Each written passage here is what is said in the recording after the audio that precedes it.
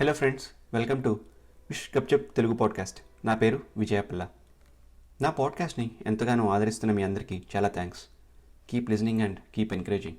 మీరు నాతో డైరెక్ట్గా మాట్లాడాలనుకుంటే please message me on Instagram. నేను యూజువల్గా వితిన్ 1-2 అవర్స్లో రెస్పాండ్ అవుతాను. మీరు నాతో మీ ఫీడ్బ్యాక్ షేర్ చేసుకుంటే నేను చాలా హ్యాపీగా ఫీల్ అవుతాను అండ్ నా కంటెంట్ కూడా చాలా హెల్ప్ అవుతుంది. Please follow me on Insta and Twitter. Email చేయాలనుకునే వాళ్ళు gupchupodcast@gmail.comకి ఈమెయిల్ చేయవచ్చును. ఇవాల్టి కథ పేరు కింగ్ కోబ్రా. కమాన్, అసలు ఈ కోబ్రా కథ ఏంటో వినందాం. ప్రపంచం అంతా డబ్బు మీదనే నడుస్తుందని కొందరు నమ్ముతారు, కానీ కొంతమంది పవర్ని నమ్ముకుంటారు. పవర్ ఉంటే డబ్బు, దానితో కావాల్సింది ఏదైనా కూడా ఈజీగా వస్తుందని చాలా నమ్ముతారు. ఇలానే పవర్ని నమ్ముకుని చిన్న వయసు నుండి నేరాలు చేస్తూ జనాలకి ఘోరాలు చూపిస్తూ నెమ్మదిగా ఒక కింగ్డమ్ని స్థాపించుకున్న world's biggest don king cobra.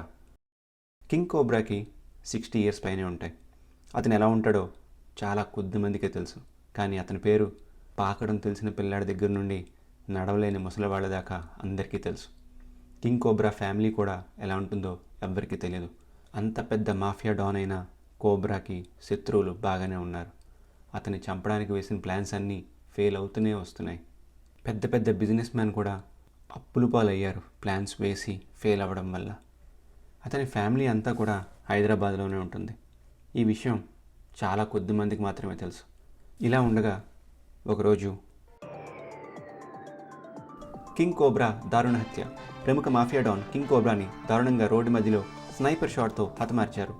అయితే ఎవరు ఎందుకు ఇలా చేశారని, ఈ హత్య వెనుక కుట్ర గురించి మా టీవీ ఛానల్ వాళ్ళు వివరాలన్నీ సేకరిస్తున్నారు.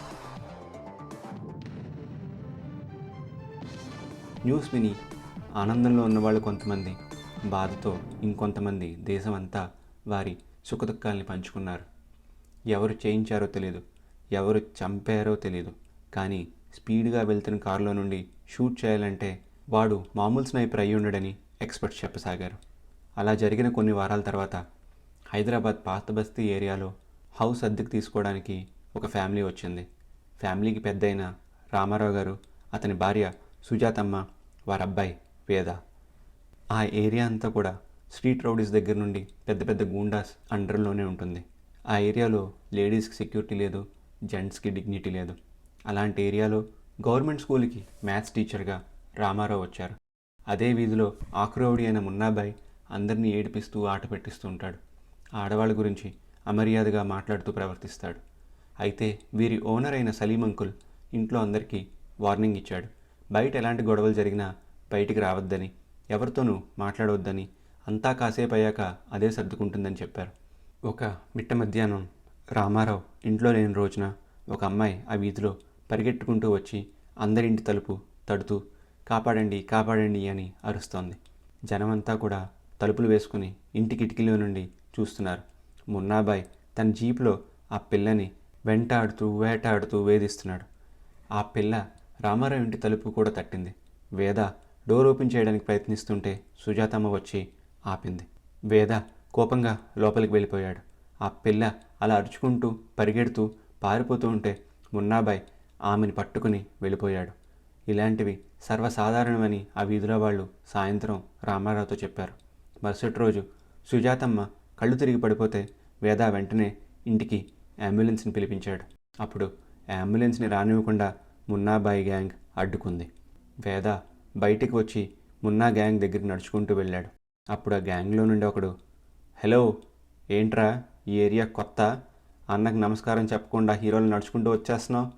అప్పుడు వేద అంబులెన్స్ వాళ్ళతో, అదే హౌస్, వెళ్ళి ఆమెను తీసుకురండి ఇక్కడికి అని చెప్పాడు. ఏంట్రా నీ ఓవర్ యాక్షన్, నీ కటౌట్ మిలిటరీలా ఉంది, బ్రెయిన్ ఏమో ఎలిమెంటరీ కూడా దాటినట్లేదు, నీ డ్రెస్సింగు, నీ వేషాలు, అసలు ఈ బస్తీలో ఏం చేస్తున్నారు ఎన్ని డేస్ మీరు అని చాలా సర్కాస్టిక్గా మాట్లాడాడు. అమ్మకి బాగాలేదు, అర్జెంటుగా హాస్పిటల్కి తీసుకెళ్ళాలి, మనం కాసేపే పెట్టుకుందాం ఈ ముచ్చట్లు అని వేద చెప్పాడు.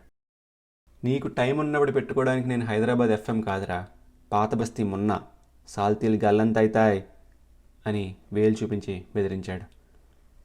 ఆ వీధిలో జనమంతా కూడా వేద మున్నాల గొడవ చూస్తున్నారు. ఈలోగా అంబులెన్స్ వాళ్ళు సుజాతమ్మని అంబులెన్స్ ఎక్కిస్తున్నారు.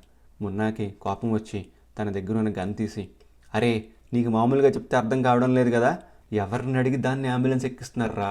మున్నాగాడు ఆర్డర్ ఇవ్వకుండా ఇక్కడ నుండి ఈగ కూడా వెళ్ళకూడదు అని చెప్పి అంబులెన్స్ని ఆపేశాడు. వేద కళల్లో భయం లేకపోవడం మున్నా గ్రహించాడు. మున్నా చేతిలో నుండి గన్ లాక్కుని మున్నా ఐస్లోకి చూస్తూ అతని గ్యాంగ్ మెంబర్స్ 2 పాదాల మధ్యన నేల మీదకి చూడకుండా టపీమని షూట్ చేసి మున్నా చేతిలో గన్ను పెట్టి, వెళ్ళాలన్నా అర్జెంట్, ఈవినింగ్ తిరిగ్గా మాట్లాడుకుందామని చెప్పాను కదా అని అంబులెన్స్కి దారిచ్చి పంపించాడు. మున్నాబాయ్ గ్యాంగ్ అంతా షాక్ అయ్యారు. స్ట్రీట్ జనమంతా కూడా షాక్లో ఉన్నారు. ఈవినింగ్ రామారావు ఇంటికి రాగానే బస్తీ జనమంతా కూడా రామారావు దగ్గరికి వెళ్ళి, వేదాన్ని జాగ్రత్తగా చూసుకోండి, మున్నాగాడి వెనుక చాలా పెద్ద పెద్దవాళ్ళు ఉన్నారు అని రామారావుకి హెచ్చరించారు. రామారావు అప్పుడు, అదే నా భయం కూడా, వేద కూడా చిన్న చిన్న వాళ్ళతో గొడవలు పడ్డు, పెద్ద పెద్ద వాళ్ళతోనే పడతాడు, అందుకే మున్నా బ్రతికిపోయాడేమో అని చెప్పి లోపలికి వెళ్ళిపోయాడు. అది విన్న అందరూ ఆశ్చర్యపోయారు. అప్పుడు వాళ్ళకి బాగా హెల్ప్ చేసిన సలీం అంకుల్ ముందుకు వచ్చి, అసలు ఎవరు సార్ మీరు, ఆ అబ్బాయి ఎవరు, మీరు మాస్టర్ కాదేమో అని నా అనుమానం అని చాలా నెమ్మదిగా అతని చెవిలో అడుగుతాడు. నాకు చెప్పే ధైర్యం ఉంది, నీకు విని తట్టుకునే ధైర్యం ఉందా? విని తట్టుకునే ధైర్యం ఉంటే దానిని నీలో దాచుకునే బలం ఉందా? ఈ ప్రపంచంలోనే అతిపెద్ద పవర్ఫుల్ పర్సన్ ఎవరో తెలుసా అని రామారావు అడిగాడు. మొన్నటిదాకా కింగ్ కోబ్రానే, కానీ ఇప్పుడు అతను లేడు, చనిపోయాడు కదా అని సలీం అంకుల్ చెప్పారు. కింగ్ కోబ్రాని చంపింది ఎవరో తెలుసా? మనలో ఆ విషయం ఎవ్వరికీ తెలియదు, కానీ ఆ ప్రశ్నకి సమాధానం కోసం ఎంతమంది వేచి చూస్తున్నారో తెలుసా? కింగ్ కోబ్రా ఎంపైర్ని ఇప్పుడు అతని కొడుకు నడిపిస్తున్నాడు, అతని పేరే అన్న వెంటనే సలీం అంకుల్ రుద్ర కదా అని భయంతో చెప్పాడు. అవును, కానీ రుద్ర కూడా వెతుకుతున్న పేరు కోబ్రాని చంపింది ఎవరని. నీకు కింగ్ కోబ్రా అసలు పేరు తెలుసా అని రామారావు ఇంకొంచెం గట్టిగా అడిగాడు. కింగ్ కోబ్రా అసలు పేరు నాగప్రతాప్ అని చెప్తూ ఉంటే 2-3 జీప్స్లో మున్నా గ్యాంగ్ వాళ్ళ బాస్ని తీసుకొచ్చి అక్కడ గోల చేస్తున్నాడు. వేద ఆవేశంగా లోపల నుండి వచ్చి తన దగ్గర ఉన్న గన్తో, మీకు ఏం పని చేయాలో చెప్పేవాడు కాదురా, వాడికి పనిచ్చేవాడిని తీసుకురా అని చెప్పి మున్నా వాళ్ళ బాస్ హెడ్ మీదన కాల్చి చంపేశాడు.